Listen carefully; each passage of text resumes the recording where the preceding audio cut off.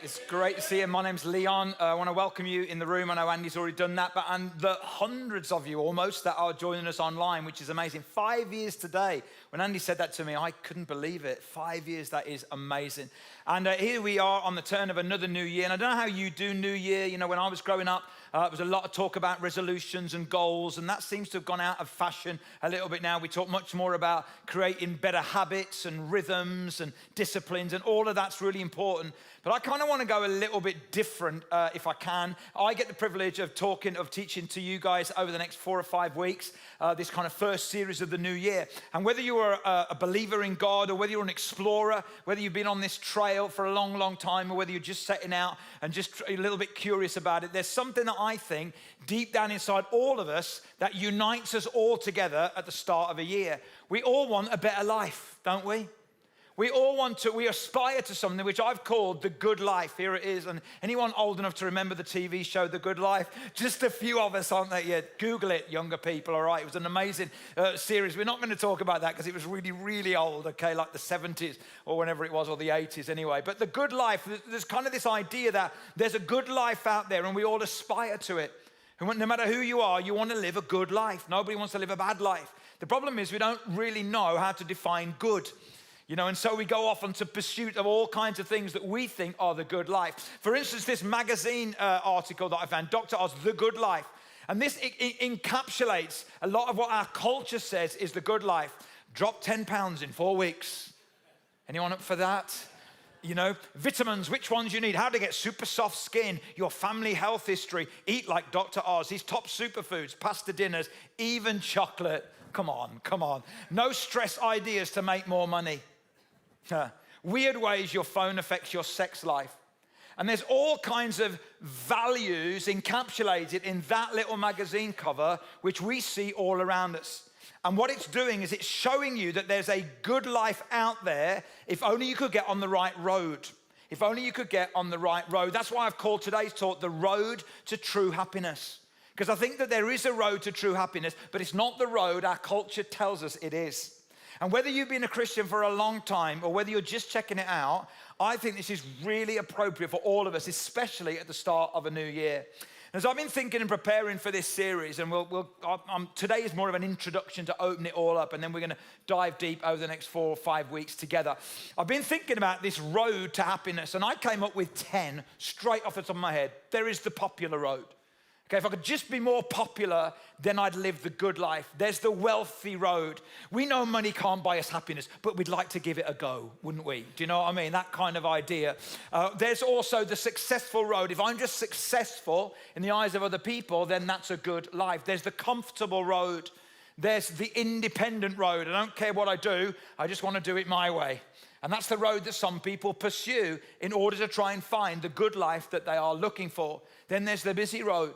How many of us at the start of the new year think, I don't want to be as busy as I was last year. I want to fill my life with busyness. That's not necessarily the good life. You know, when you feel so busy, it says, is this the life that Jesus has invited me to live?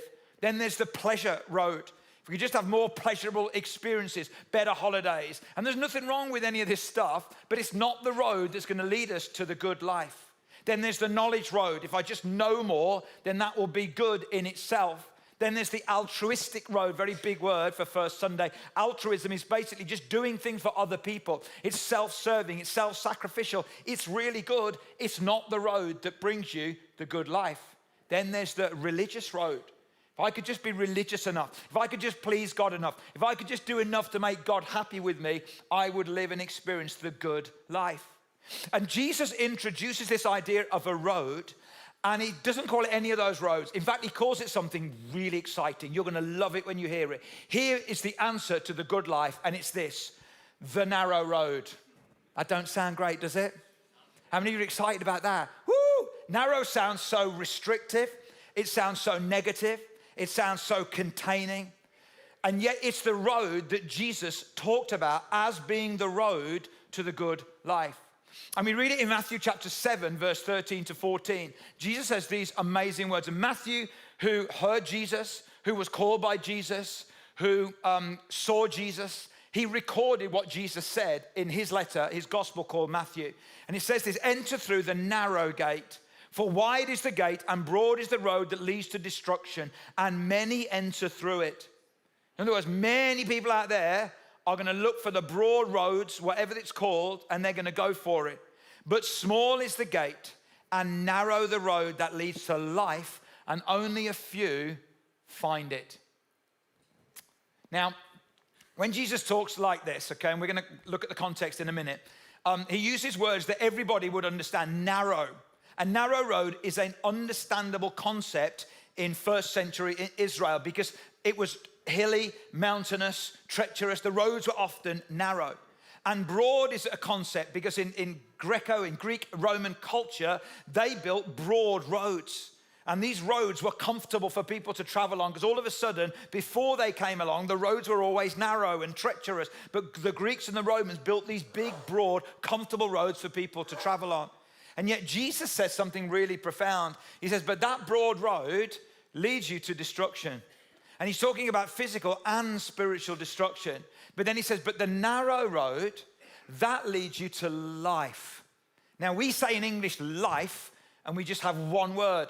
In Greek, there are 3 key words for the word life, okay? I'm going to do a little bit of a Greek lesson this morning. Not that I know Greek, but I'm going to do a little bit. Bios is the word where we get biology from, and that's our natural life. That's our existence. That's our biological life. That's all of us here in this room.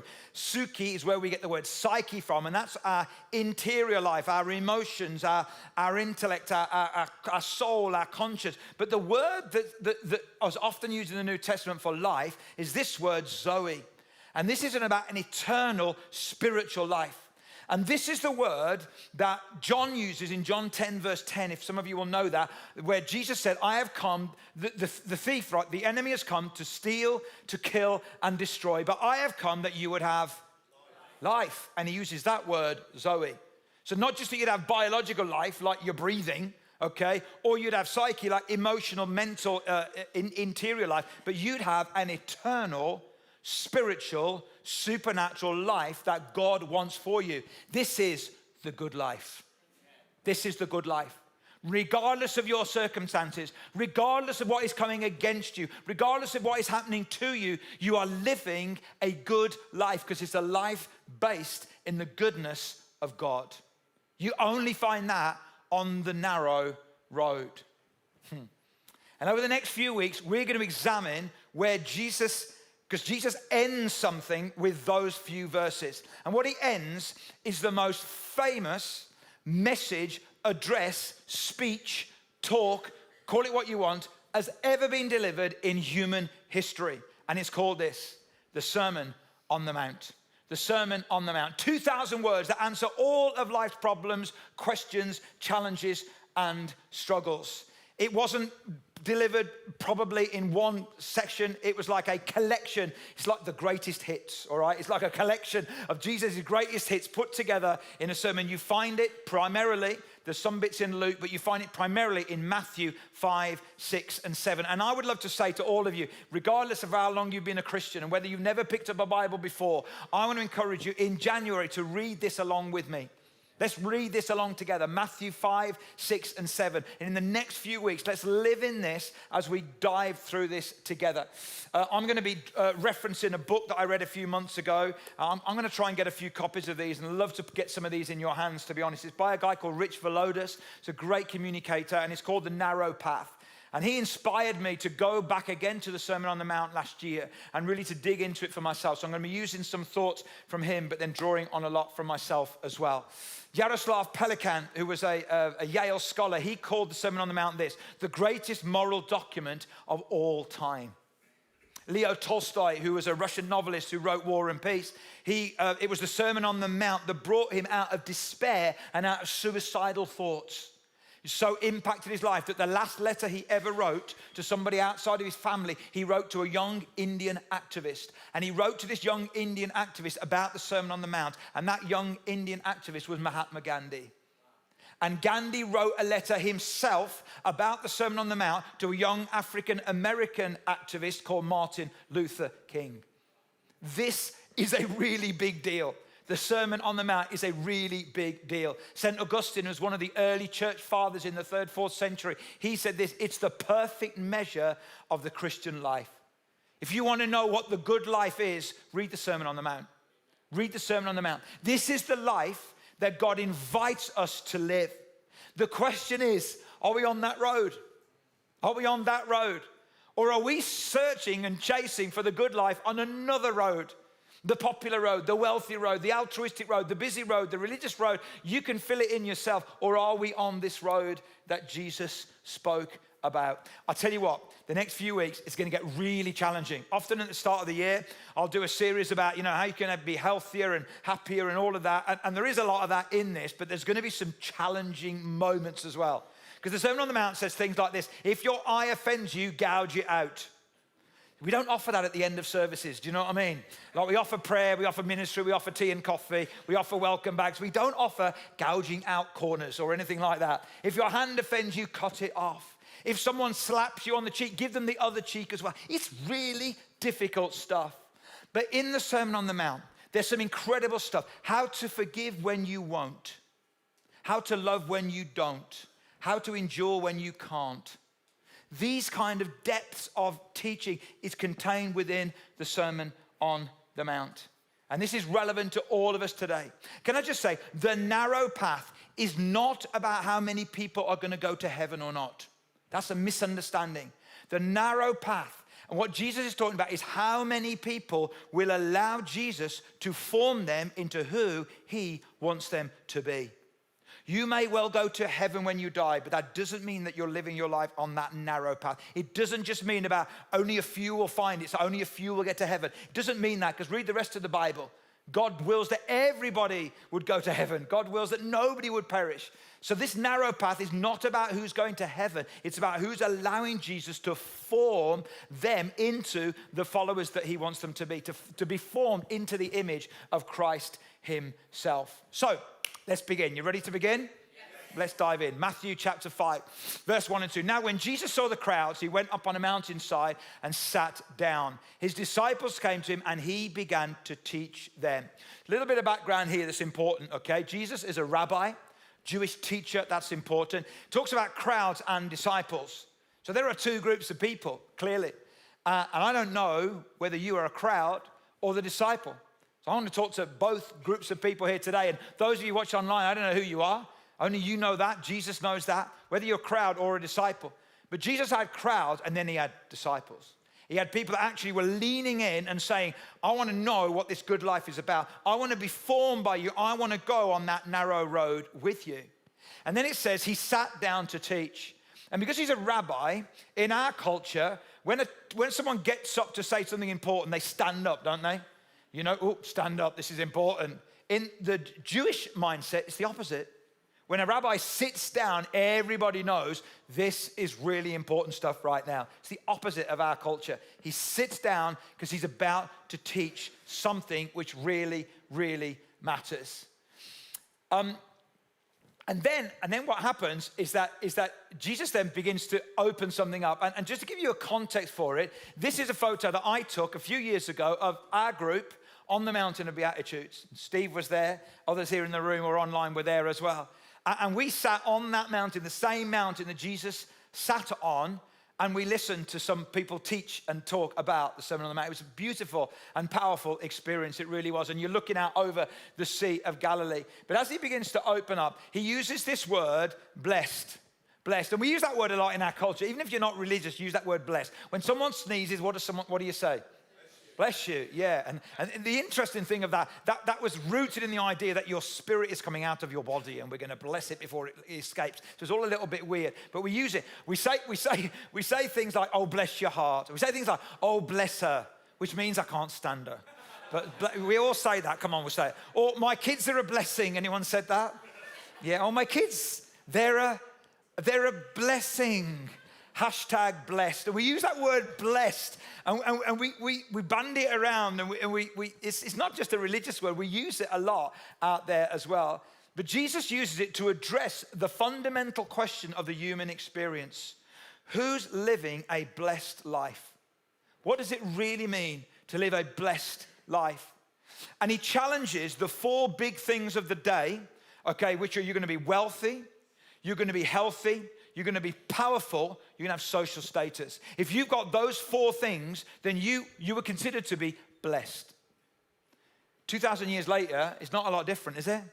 We're living a blessed life if we're healthy. We live a blessed life if we're wealthy. We live in a blessed life if we're happy. We're living a blessed life if people like our posts on social media. We're living a blessed life if things turn out like we want them to. We're living a blessed life if our kids meet and marry somebody rich. We're living a blessed life. That's the kind of shallowness that we've descended to. It was the same in the day of Jesus. And he uses the word blessed. The Greek word was makarios, which does mean happy, but it's not the happiness that we think. It's happiness that comes from a deep sense of contentment that you are known and loved and valued by God. So that whatever else is happening around you and to you, you know that you are blessed because you have God. And if you have God, it doesn't matter what you don't have in life. And that's the heart and the essence of what Jesus is saying. You don't find this on any other roads. In fact, I heard of a car advertisement that said, chase happiness in a car fast enough to catch it. I mean, that's so shallow, isn't it? And yet it brings us in and buys us in. Happiness is not a road to chase down. Happiness is a road that you're on when you know that God is in your life. And you're allowing God to form you and shape you into the person God always knew you were meant to be. That's what it means to be blessed.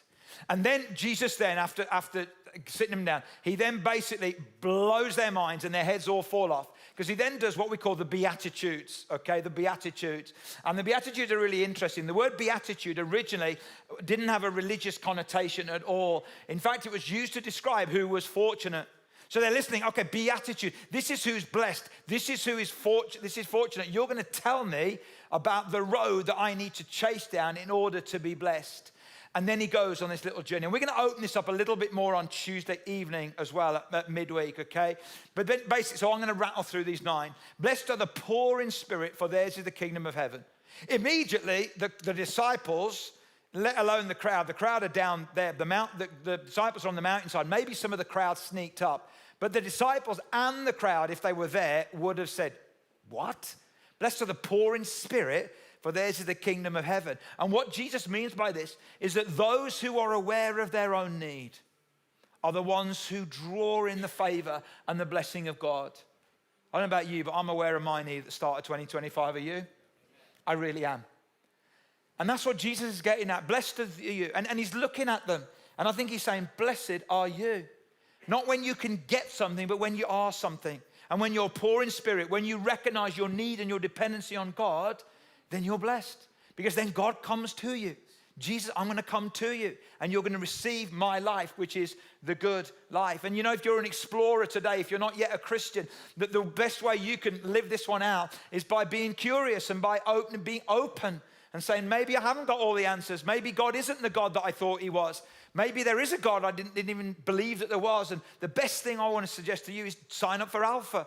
There's lots of other people who have done that. Why don't you do that? That's the way you can live this out. Maybe you can take a step on the narrow road into the good life and see what Jesus has for you.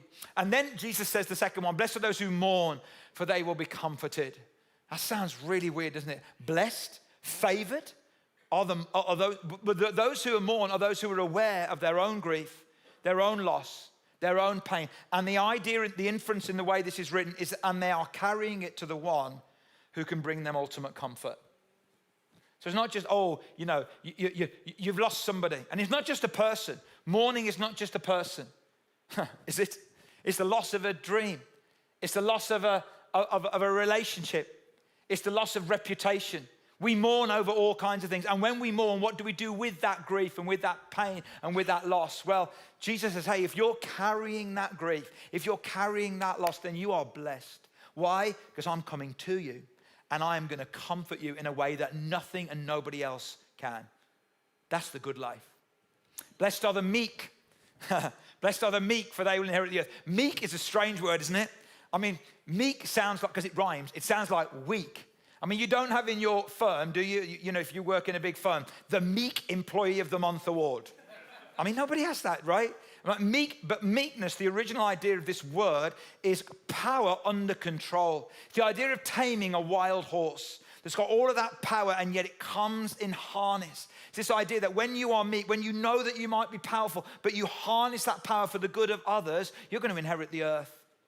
Oh, you know, we live in a world, don't we, where there's so many leadership voices that are so powerful because they're powerful in dominating. They're powerful in dividing. They're powerful in polarizing. They're powerful in creating fear and chaos. And Jesus says it's the opposite. It's those who know that their power is brought under control for the benefit of others. They're blessed.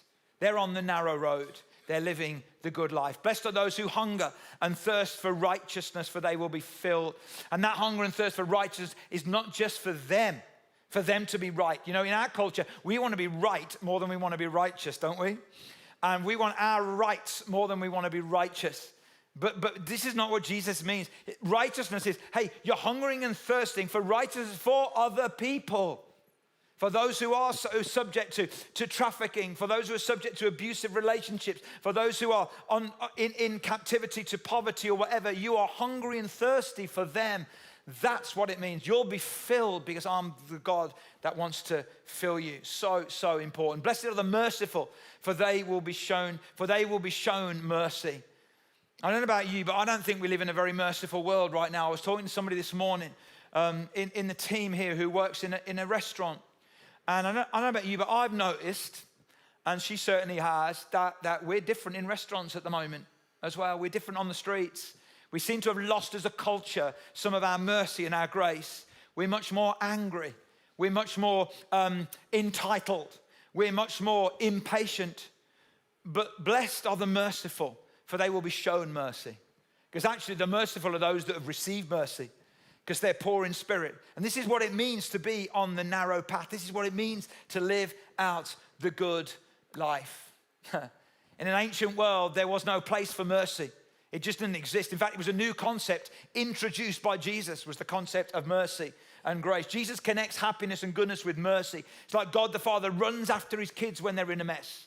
He lifts them up out of the muck and out of the mess and out of the muddles they've got themselves into, because he's a merciful God. He's a merciful God. I'm driving on the motorway yesterday with my family, and there's a board that, I don't want to be critical of other Christians. I hate doing that. But there's a board on this motorway, and there's Bible verses coming out, and they must have paid a fortune. All of the Bible verses are wrath, judgment. Yeah, it's in the Bible. I get it. Jesus wasn't like that. With the everyday people who didn't know Jesus, Jesus taught love and grace. It was with the religious people that Jesus got heavy. You know, when I see that, I think, oh, there's so many other Bible verses that you could put on that screen that cry out who God really is. A merciful God. Blessed are the pure in heart, for they will see God. Pure in heart means to be aligned. It means to be aligned, that your heart and your mind and your will is lined up to who God is. You know what? You'll see God. What does that mean? Even in the darkness, you'll see God, because there's treasures in the darkness. It says in Isaiah 45. You'll see God in the middle of that pain that you're in right now. You'll see God in the middle of that situation and that relationship and that trouble and that difficulty and that grief and that loss and that fear. You'll see God if you're aligned, if you're pure in heart. If you're looking for God, you'll see him. If you're looking for God, if you're listening for God, you'll hear him. He's always speaking and he's always moving. If you are aligned, blessed are those who are pure in heart. Blessed are the peacemakers, for they will be called the children of God. And peacemakers are different from peacekeepers. Peacekeeping tries to avoid conflict at all costs.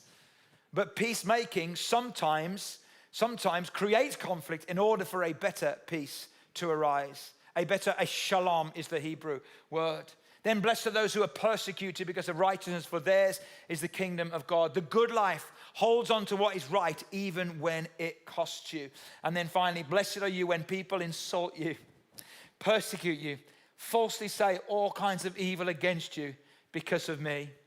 Listen, there's a challenge for us as believers, okay? And those of you that are in the room, online believers, listen up. If people don't like you because of Jesus, that's okay. If people don't like Jesus because of you, that's not okay. So let's be clear what persecution is and what it isn't. when we're obnoxious, okay, and when we're that grumpy person in the office or in the restaurant, when we're that demanding, entitled person because the food's not right, okay, that's not persecution, all right? That's just being an idiot, okay? And if people then look at you and think, well, I don't like Jesus, if that's what Jesus looks like, that's a big deal. It really is. So to sum it up, and what this is not saying is, hey, if you want to see God, you need to mourn. If it's like an if and a then, like if you do this, that's not what it's saying. Jesus is looking at people, I think, and he's saying, blessed are you who mourn. Blessed are you who are pure in heart. Blessed are you who are persecuted because of me. You're doing a good job. Blessed are you who are merciful. Blessed are you who are meek. He's not saying this is a road you chase after. He's saying this is a road you're on. You just need to experience God in the middle of it and stay on and in that narrow path. So, to sum it all up, Jesus is laying out a road that leads us to the good life. And that's the road we're going to look at over the next few weeks together. But let me just kind of track you back to a thought, really. In the year about 2000 in Silicon Valley in California, there was a big debate going on in youth culture and young adult culture about who was attractive. And this was the big idea at the time, hot or not. Okay? And what happened out of that came a social media platform called Face Mash, which developed into Facebook. And all behind it is the whole idea of who is attractive. And as I've looked at it, I've coined this little phrase myself. And it's almost like this: blessed are the hot, pity for the not. And it just came to me as I was writing down. I thought, yeah, because that's actually 25 years later after that, 2,000 years later after Jesus saying, hey, the blessed aren't those who are healthy, wealthy, happy, and good looking and powerful and have social status. You guys who are poor in spirit, who mourn, who know your weakness, who know this, who are persecuted because you're doing good, you're the ones who are blessed. It's not blessed are the hot, pity for the not. And as I thought about it, I thought, the good life, the blessed life is not reserved for the talented. It's not reserved for the entitled. It's not reserved for the CEOs and the VIPs and the MBAs and the PhDs. The blessed life is not for the ripped and the hot and the attractive and the fit. It's not. It's for every single one of us who knows who we are and who welcomes God into our lives. And he says, you know what? There are lots of roads I can run down. There's only one road that leads me and brings me and that I can experience the good life. And that's the narrow road of knowing and giving my life to the one who gave his life for me. So I want to give you 3 E's to think about today. Number 1, examine. Examine. Are you on this narrow road? Are you on this narrow road? Maybe you're not. Maybe you're not yet a follower of Jesus. Well, you could take some steps on that road, couldn't you? You could sign up for Alpha. I'll come on to that in a minute. But hey, for those of you that are on this narrow road, examine, are you on this narrow road or are you running and chasing after some of the other broad roads? Because you know what? They lead to destruction. They really do. If not physically, certainly spiritually on the inside of who you are as a person. So evaluate. Maybe in 2020, I know there's some roads I've been running on in 2024 that aren't the narrow road. I've spent some time over Christmas and over the New Year trying to say, God, lead me into some of those ways. And I know that I've gone down some roads that aren't the narrow road. And they're not, now I haven't done anything bad, all right? But they're roads that God doesn't want me to run down. And I want to evaluate. And then thirdly, engage, take a step. What could engage be? Well, I want to suggest one of the ways you can engage is to say, do you know what? I'm going to track the whole of this series. I'm going to do all I can to be here. And if I'm not here, I'm going to watch it online. I'm going to track the whole of this series and give myself this month of January to say, God, let me open up. What does it mean to be on this narrow road, this narrow path, to be formed, this subversive, countercultural kind of idea of being formed into the image of God, in the image of Christ through Jesus? What does it mean to engage? The other way you can engage is to read Matthew 5, 6, and 7 over the next few weeks together. I'm reading it all the time and I'm doing a Bible plan and obviously looking at books and researching that. But I want to read it for my own self, not just to talk to you guys about it. And I want to invite you into that process as well. But the other thing you could do to engage is if you're not yet a follower of Jesus, you could sign up for Alpha. And you could do that really, really easily.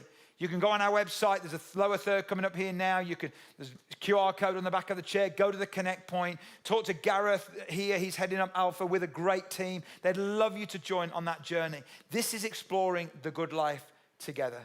But as we draw into close, I want to read something to you guys, which is a modern retelling of the Beatitudes. And as I read it out, I want you to imagine, not me, but that God is saying this. And he's not just saying it abstract wise. He's not just saying it as a great like theological talk. He's looking at people. He's sat down on a hillside. There's the Sea of Galilee there. Imagine you guys are there, and Steve and myself and others were there a couple of years ago. We know what that feels like. Maybe many of you have been there before, I don't know. And Adrian as well, and others here in the room. But imagine that you're sat and Jesus is sat around you and he's talking to you. So he's saying something like this: you're blessed when you hit rock bottom, because then you can rely on God to go to work for you. You're blessed when you mourn. That means you feel compassion and empathy for others. You begin to understand that we're all one. You're blessed when you're humble and authentic. That is worth way more than fleeting power and material possessions. You're blessed when you hunger and thirst after spiritual things instead of worldly things. You'll feel full instead of empty. You're blessed when you express kindness. You will receive kindness in return. You're blessed when you allow God's presence and goodness to fill your mind, heart, and soul. Then you will see God in the outside world. You're blessed if you live in peace and create peace. Then you'll understand what it means to be a child of God. You are fulfilling God's dream for world peace. You're blessed when people make fun of you or ridicule you for my sake. That means you struck a nerve. Well done. Many of my followers have experienced this. You're in good company. And you're blessed if you're persecuted because of your relationship with God. God knows and sees everything. And God will reward you for your faithfulness. The good life is a life you and I can and hopefully are living. It's when the goodness of God fills our life, isn't it? And we're going to finish by singing this song, Goodness of God, together. And this is a powerful song. It's an emotional song, I know that. I know it means lots of many things to many of us. For some of us, we'll sing this song now on the first Sunday of 25, and we'll think back over 24. And we'll give God thanks and gratitude for his goodness and his faithfulness to us. For some of us, we'll sing it, not in like retrospect, as in looking back. We'll sing it now saying, God, I really hope you are faithful. You have been in the past, but God, I'm not thinking about the past. I'm thinking about right now. I'm thinking about the future. Thinking about the next few weeks or months or years. God, are you still good? You see, the good life is when you know the goodness of God, even when your life doesn't seem to confirm or deny it. When you're going through situations, and we're going to be praying Tuesday night for people who are going through health issues, and we've got many in our church. Younger people who are going through cancer situations, who are going through other really challenging situations. They're still living the good life. Even when their scans don't seem to confirm or deny that, they're still living the good life. The goodness of God. God is good even when life is not. That's what it means to live the good life. So I want to invite you to stand with me if you're willing and able. And hey, those of you online, don't just click off now and go get a cup of tea, okay?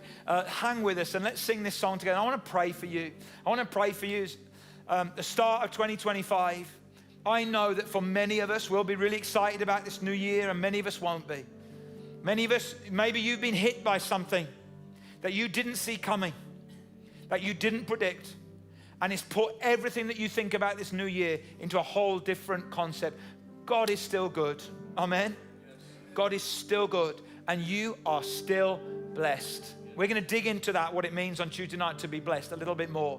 But just for the moment, I want to pray for you, okay? And if you're willing and able, why don't you just invite God in whatever way works for you. For me, I like putting my hands out in front of me. You don't have to do that, but just say, God, I say yes to the narrow path. Lord, this year in 2025, I don't want to go chasing down other roads, other broad roads that everybody else seems to run down. God, that's not going to bring me the goodness of God that I want to experience. But God, I choose to embrace the narrow path. And I choose, God, to invite you into my life day in, day out. And God, I want to pray, God, for every single person here, every single person online as well. God, that we would know the goodness of God. And God, as we sing and declare this amazing song together, God, may this be a song of gratitude for what you have done. a song of prophetic belief and faith for what you will do. And a song that in this moment reminds us that we are held in our life by the goodness of God. No matter what our life looks like or feels like, you are still good and you've got us. And God, I pray that over every single person right now in Jesus' name. Amen. Amen.